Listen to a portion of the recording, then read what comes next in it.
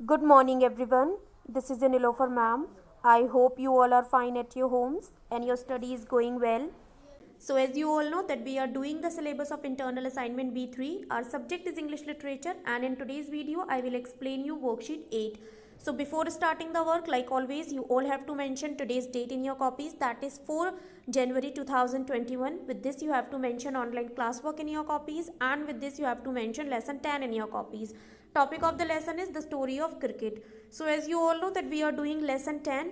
Yesterday we have completed the remaining question answers related to lesson 10, and in today's video one exercise is there which is related to lesson 10, true and false, and in the remaining work of the worksheet I will explain you dictation of sentences which is related to second term examinations only.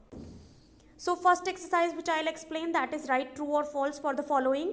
First is India join the world of test cricket before independence. Bharat ने स्वतंत्रता से पहले test cricket का word था जो दुनिया थी उसमें उसे ज्वाइन किया था, उसमें भाग लिया था। That is true. Second is Palwankar Baloo was India's first test captain. It is false because he was not the first test captain of India.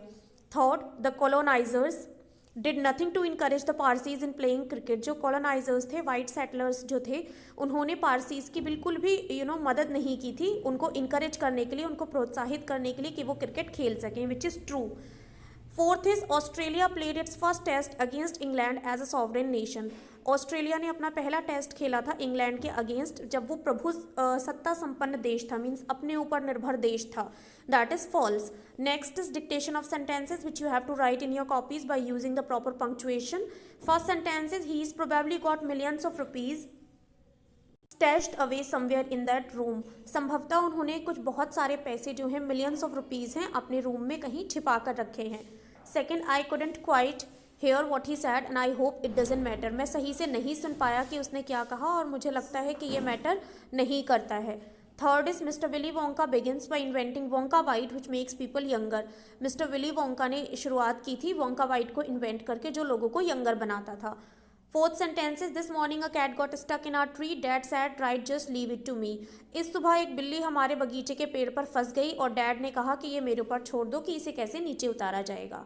Fifth sentence is fire may have puzzled early man but we now know that fire is the result of a chemical reaction. Fire जो है उसने शुरुआती जो early man हुआ करता था, आदि मानव, उसको ज़रूर चौंकाया था, बट लेकिन अब हम जानते हैं कि जो फायर है वो एक केमिकल रिएक्शन का रिजल्ट होता है। सिक्स, दो at first you may not see him when he hops you will. हालांकि पहली बार में तुमको वो नज़र नहीं आएगा पर जब वो हॉप करेगा, जब वो फुदकेगा तब तुम्हें दिखाई देगा। Seven sentences, he came half an hour late, I was waiting for him in the garden. वो आधा घंटा देर से आया और मैं उसके लिए गार्डन में इंतजार कर रहा था।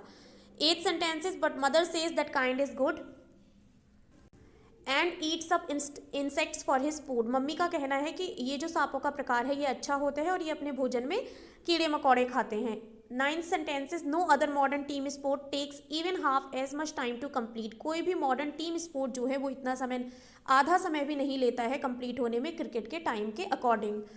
Tenth sentences, cricket's most important tools are all made of natural pre industrial materials. Cricket के जितने भी इंपॉर्टेंट टूल्स होते हैं which are necessary to play cricket वो सारे नेचुरल और प्री इंडस्ट्रियल मटेरियल्स के बने हुए होते हैं। Ninth sentences, in less than 5 minutes he had the gear case in 2 pieces lying on the path and was groveling for screws। 5 minute से भी कम समय में जो गियर केस था वो 2 पीसेज में पड़ा हुआ था पथ पर, रास्ते पर, और वो क्या कर रहा था? His friend, the author's friend, was grovelling, यहाँ वहाँ लुढ़क कर स्क्रूज ढूंढ रहा था। Tenth sentences, the third way of putting out a fire is to remove the heat. जो तीसरा तरीका होता है आग को बुझाने का वो होता है कि आप हीट को रिमूव कर दें। If the temperature can be brought down below the flash point the fuel stops burning. अगर टेम्परेचर, तापमान जो है वो फ्लैश पॉइंट से नीचे ले आया जाता है तब ईंधन जो है वो जलना बंद कर देता है। So these were dictation of sentences which you have to write in your copies very neatly by using proper punctuation. Today we are completing the syllabus of internal assignment B3 of English literature.